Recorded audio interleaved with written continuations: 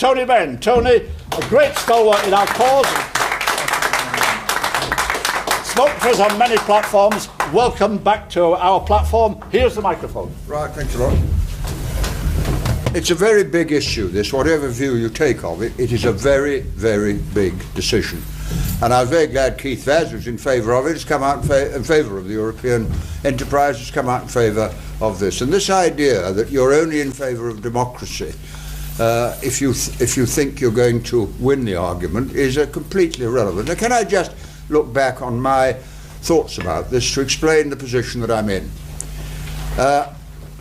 I was born after the First World War, Second World War, the combination 110, 105 million people died. And there are people who say we can never fight again in Europe, and I agree with them 100%. I do not want the old nationalist Europe where you hate foreigners. So that's the argument for cooperation, and I take that view. I'm strongly in favour of cooperating with Europe. I was for a time, I campaigned for the referendum. If you know this, I was in a minority of one on the National Executive and the Shadow Cabinet in 71. They didn't want a referendum, but in the end we got a referendum after we'd gone in and we lost it, and then I was on the Council of Ministers. And that was the most shattering experience I've ever been in my life, because I was the representative of Britain, and for 6 months I was the president of the Council of Energy Ministers. I wasn't allowed to submit a document. Only the Commission, who are bureaucrats, could submit a document. I could say yes or no, sort of a constitutional monarch, if you like. They controlled it. It met in secret. It made laws for Britain and everywhere else. It met in secret. And when I suggested we met in public, they nearly strangled me, because all their dirty little deals would have come out. And so the more I thought about this, and this is what it's about now, it is about democracy. And remember this, I was a member for 51 years. Members of Parliament are lent the powers of their constituents, and they have to return those powers undiminished at the end. It's not for members of Parliament to give away the powers that were lent to them, because they don't belong to members of Parliament, they belong to the electorate. And that is a critical matter. And now I say something else. I mean, we're primarily concerned with Britain, but it terrifies me that Germany didn't allow its own people to have a referendum on whether Germany should enter the European Union and have the treaty.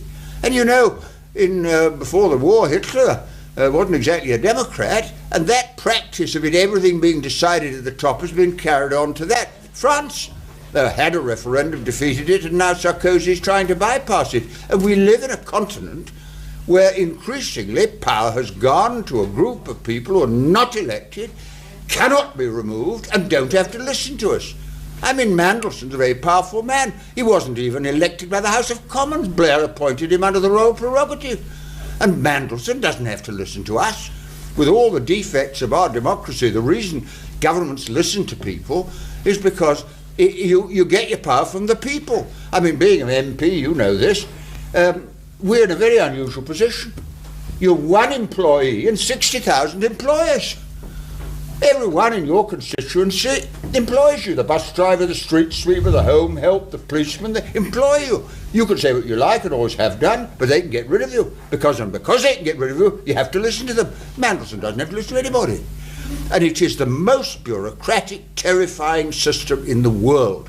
And it's being imposed on us on the grounds it's tidying up. I must say, if tidying up involves tearing up the British Constitution, well, that's an interesting definition of tidying up. And I think this argument is an overwhelming argument. Now, there are other views of Europe. As I say, I don't want to go back to the old nationalism because of the bloodshed that took place. You could have a United States of Europe. You could have a president and a Congress and a House of Representatives. I mean, it would be wholly unwieldy, but you couldn't complain about it. After all, America isn't governed by a commission. Would you want this country governed by a commission? You could apply the European Constitution to Britain, and you'd find there were commissioners, and we don't even elect European members of Parliament. Do you realise that? You vote for the party. I can't write to an MEP and say I won't vote for you again. To write back and say, Tony, you never voted for me in the first place. You voted for the party, and Blair decides who is the candidate. So the thing is absolutely undemocratic, and the effect of it, of course, is to create a lot of hostility to it, which means it won't work anyway. I'll tell you one thing. even if I believed in it, I think this system will end up with the breakup of the European Union like Yugoslavia. And I do not want that to happen either.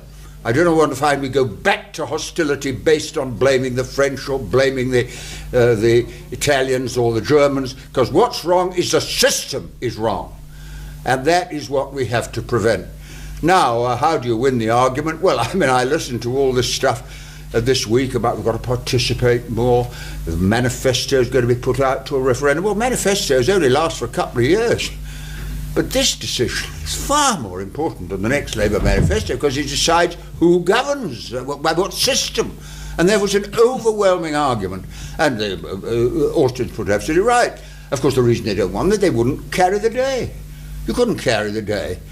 And so this is the argument. Now, I'm not a great moderniser, if that means privatisation and all the rest of it, but I must say perhaps we should come up with the idea of modernising the European Union, by which I mean restoring power to the member states to cooperate. I'm not a nationalist. I mean, I don't know about you, I'm not in favour of a Scottish Parliament.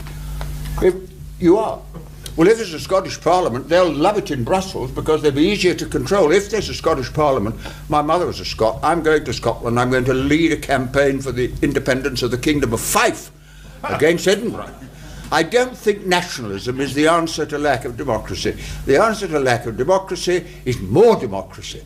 And you know what, I'm perfectly honest with you, if this all goes through, Gordon Brown won't be the Prime Minister of Britain, he'll be the Mayor of the Greater British Authority, like Ken Livingstone. Well, it is. I mean, he won't have the power to do what he wants to do because those decisions will be taken elsewhere. And so it's the destruction of our domestic democracy as well as a European arrangement that is undemocratic that really worries me very, very much indeed. And I think we've got to think this out very, very carefully. But if we put a serious argument, everybody wants to cooperate with Europe. Of course they do. But cooperation on the basis that you put up proposals for harmonisation and the nation states decide which of those proposals they will adhere to. It'll be slower, it'll be more difficult, but by God, in the end, you'll be sure that every single harmonisation law has been consented to by the Parliament and can be repealed by succeeding Parliament. Now, one last point.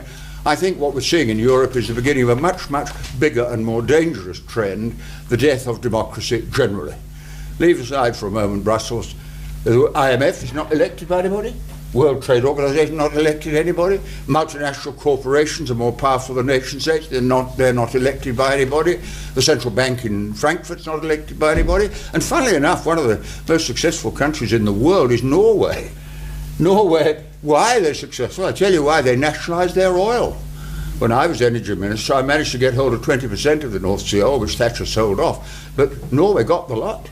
And I was talking to a Swiss general the other day. I don't normally talk to generals, but he happened to come and have a chat to me. And they have the referendum as the basis of the principle. And they said, we're never going to go into the European Union.